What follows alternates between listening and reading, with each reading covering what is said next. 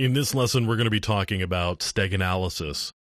What's Steganalysis? Well, Steganalysis is looking for files that have steganography used in them. So a file that has another file stored in it would be a file that has been used for steganography, and we would use Steganalysis to determine whether that file had been used for steganography or not, and whether it's actually hiding something.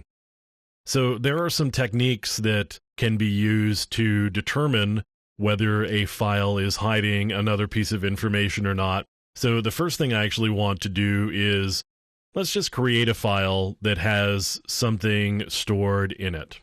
I'm actually going to use this picture of Anna Kournikova. It's a bit of a joke about malware, not a particularly good joke, but anyway. We're going to store another file in this. So I'm going to go to my downloads directory, and I am just going to store this PowerPoint template into it.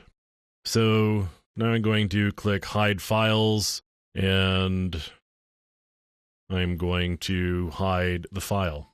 So now I've got this picture here that has something stored inside of it. So one of the first things that we can do is just simply take a look at it in Windows Explorer, and I'm going to go to my Pictures directory here and see how big this file actually is. Now you can see at the bottom here it's 159K. I happen to know that that's quite a bit bigger than the file that I downloaded, which was 80-something K. So that's an indication there that I've got some additional information stored inside the file. If you don't happen to know how big the files are when you start, then that may not be such a good indicator for you.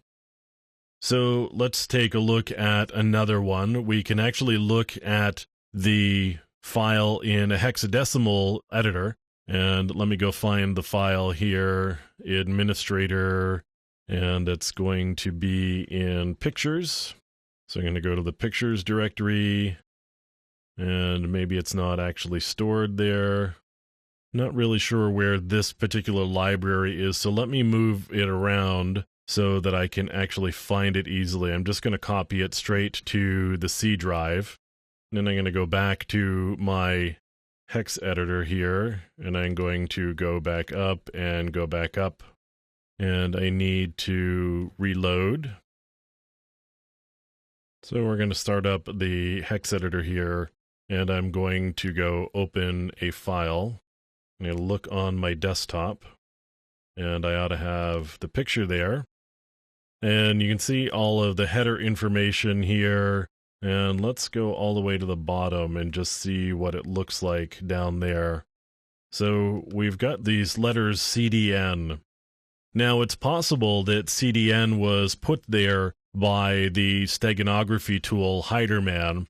We wouldn't really know that until we had looked at several files that had been created by this particular program, but it's possible that this right here is a signature that we could use to identify files that had been created by this particular steganography tool. So let's take a look at another possibility here. I'm actually going to open up the file in GIMP, which, if you don't know, is an image editor. We're going to open that up, and then I'm going to go to Tools, and I'm going to look at Curves because I'm interested in a histogram.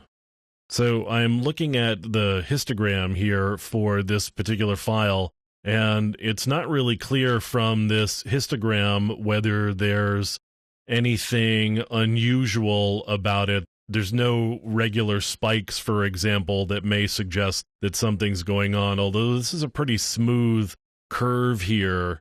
That may suggest that there's something a little too regular about this particular file and that there may be something hidden in it. But doing a histogram and using an image manipulation program to do that histogram may actually give you some information as to whether there is additional data inside a particular file. Now, there's actually a tool that I'm going to open up that's going to actually take a look at whether there is additional information in that file or not. Now, this is called StegSpy, and StegSpy is going to allow me to select a file, and I'm going to go looking for my image file there. And it looks like there is some steganography in this file. So it says steganography found at marker position 163572, Heiderman program detected. So what StegSpy does is it goes and looks for particular signatures in a file for programs that it knows about. Heiderman happens to be one of the programs that it knows about, and it knows what data that's stored with Heiderman looks like. So, for example, that CDN is a signature for the Heiderman program, and it goes and it looks and figures out where the data is stored inside the file, and you can use this StegSpy as another way to determine whether there is information stored or a file stored inside a particular image or not. So there's a lot of different techniques. Some of it takes just some experience with using the different tools and understanding what images look like in a histogram, for example, and what anomalies might look like inside of a histogram.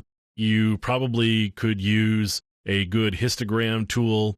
I was using GIMP, which is freeware, but if you were to use something like Photoshop, perhaps their histogram would be better or more reliable, and there are some statistical tools that you can get that will also do file histograms for you.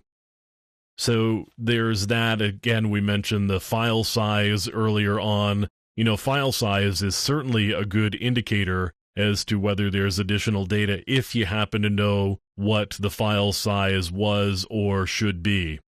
So there are a lot of different ways of determining whether there is steganography inside a particular file, and that practice of looking for steganography is called steganalysis.